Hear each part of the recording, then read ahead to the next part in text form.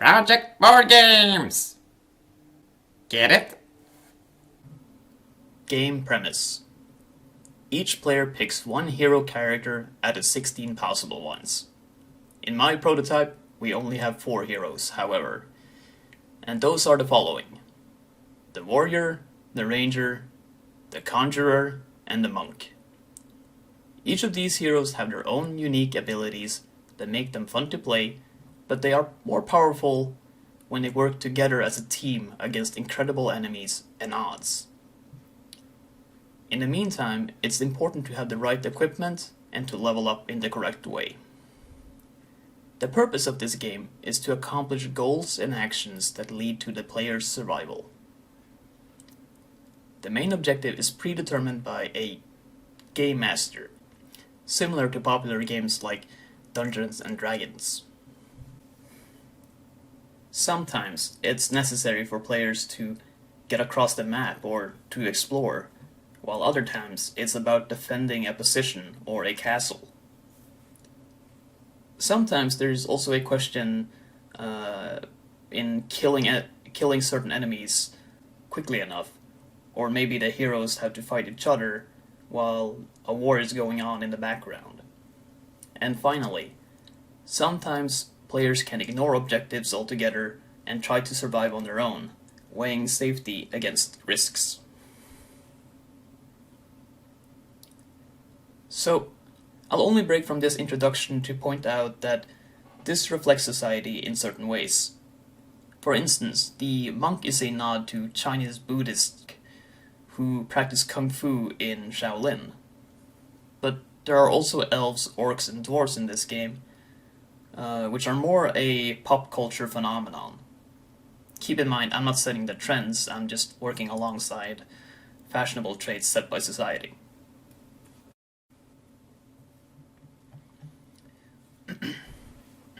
Anyway, back to the game.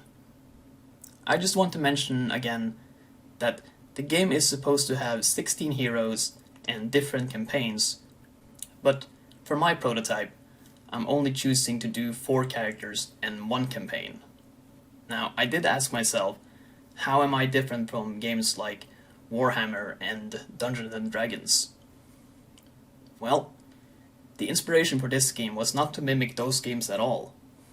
See, I don't normally play board games, and this was more inspired by Warcraft 3 and modifications where you run around as a hero, leveling up, collecting gear quickly, and then kill things.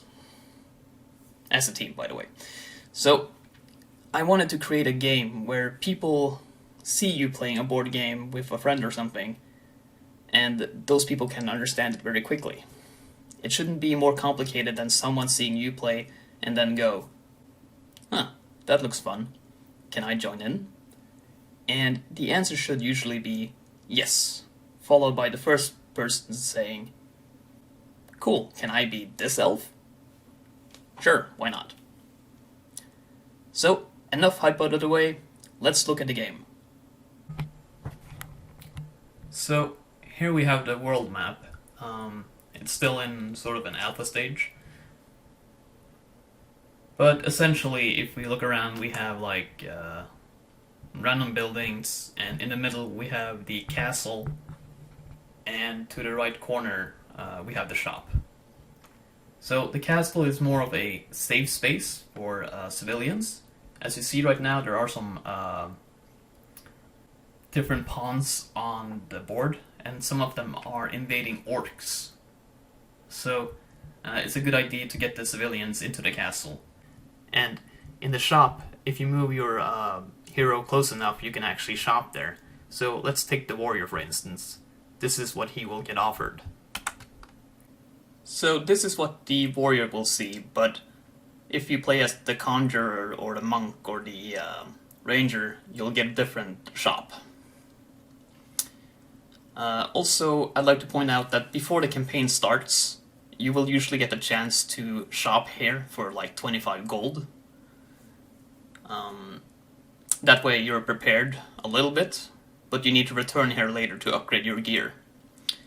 And as we see, for instance, I do like to include little Easter eggs here and there, like the plate bikini, because every RPG needs a plate bikini. And if we look at the bottom, we have the captain's shield that might look a little bit familiar. And one of you might go, "Oh, you'll get sued for that!" Well, you know what? Come at me, Marvel. Anyway, moving on. So yeah, this campaign will start out with the warrior going first, because it's a good introduction. So let's get started. Okay.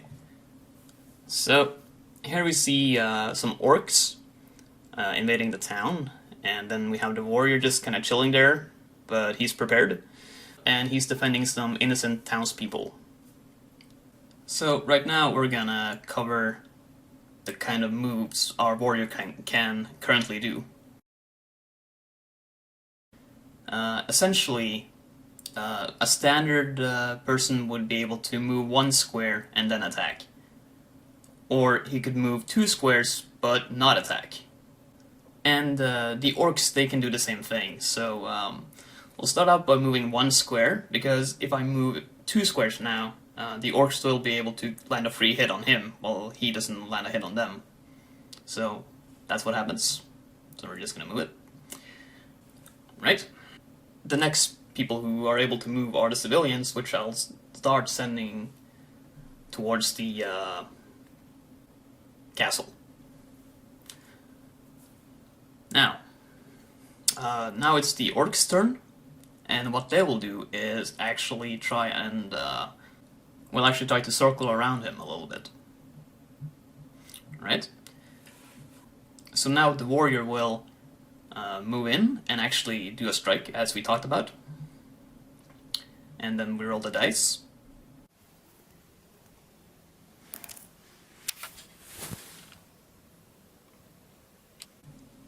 Okay, and what we didn't really cover right now is that I roll a d6, or a standard dice, but the warrior only has a beginner weapon, which does 1d3 in damage. And what a d plus a number is essentially a dice with X amount of sides to it. So a d6 is a standard dice, whereas a d3 is a dice that's divided in half. So, 1 and 2 is still 1, and 3 and 4 is 2, and 5 and 6 is just 3. And it's because he's not a damage dealer, so he doesn't do a whole lot of damage. Anyway, back to the game.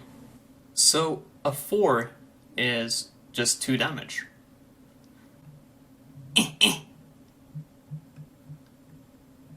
Yeah, and after he's done that, I actually start to move the civilians a little further up again. And now it's the orcs' turn.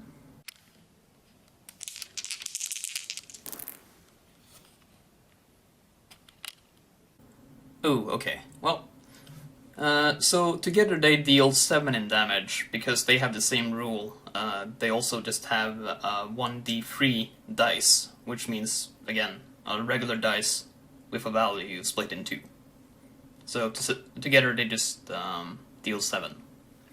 However, our warrior has 2 in armor, and that means that every turn the warrior can take 2 in damage for free before he starts to lose HP.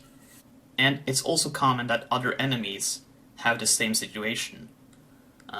Maybe they have more or less in armor, but that's the deal. Anyway, so in total I only lose 5 HP. And now we'll cover an ability. As you can see on the sheet, there's a skill called Boom Baby. And it essentially deals area of effect damage around you and slow enemy movement. So as you can see, you have level 1, level 2, and level 3, and level 4. And how do you decide this? Well, every skill can be leveled up to level 4. So every time you level up, you get 1 skill point, and you can invest it into any ability that you want. all the way up to 4. So that's what those little boxes are to the left. So when you crossed out all of those, you do a level 4 version of the attack, for instance. Anyway, I only have level 1, so I'm gonna use that. And that'll do a 3x3 area of effect. So I'll hit all of these enemies. But more importantly, let's go back to the skill tree a little bit. You have 4 abilities. Can you use them every time? And the answer is no, you don't use them every time. As you can see on the right side of the icon, it says 6 CD, which essentially means cooldown, and you have to wait 6 turns until you can use the ability again. And doesn't that get really hectical to remember if you have 4 skills?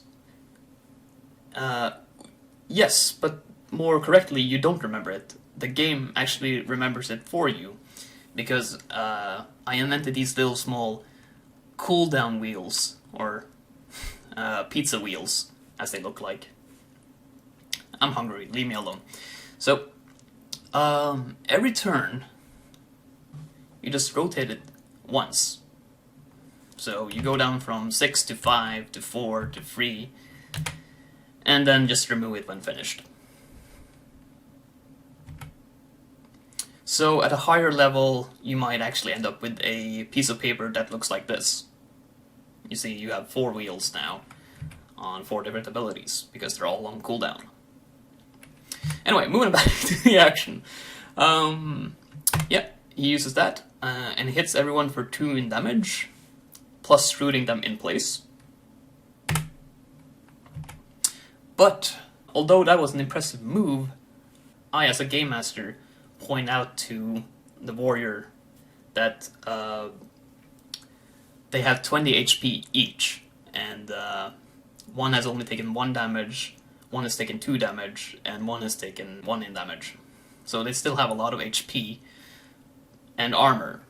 So if you plus those 2 together, that equals a bad deal for the warrior.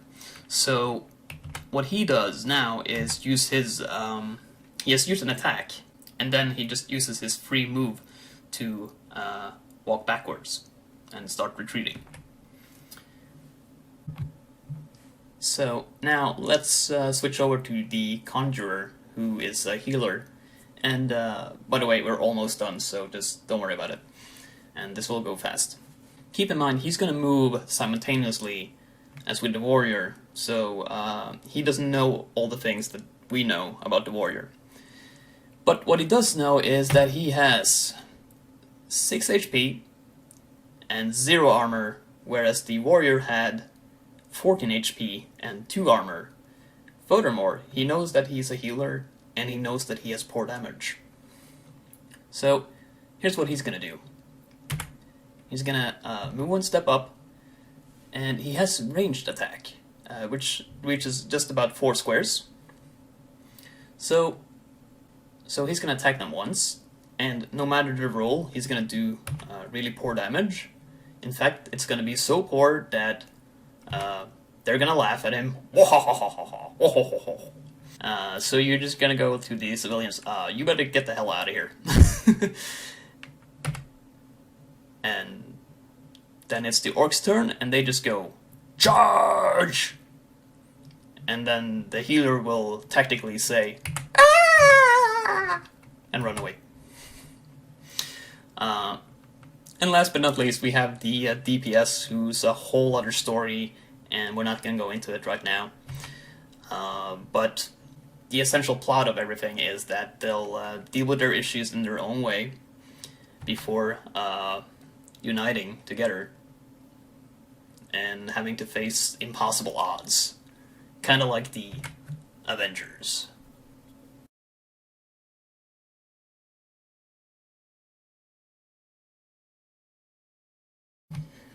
So, because this is a pre-recorded video, I'm just gonna ask myself a question that I might imagine could come in handy. And that is, what is the biggest change I added into the game?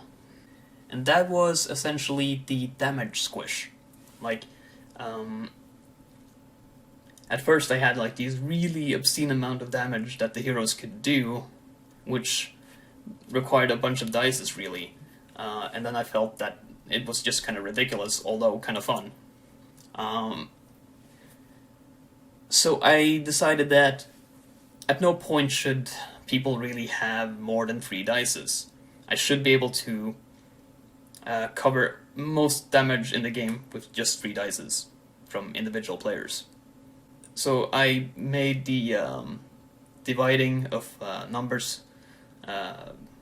more relevant than they were before, and I just kind of squished down the damage, but I made them have the same impact. So that's the part I'm actually most proud of, and there is something more to it, but I can't go into that right now because we've spent way too much time, so take care everybody.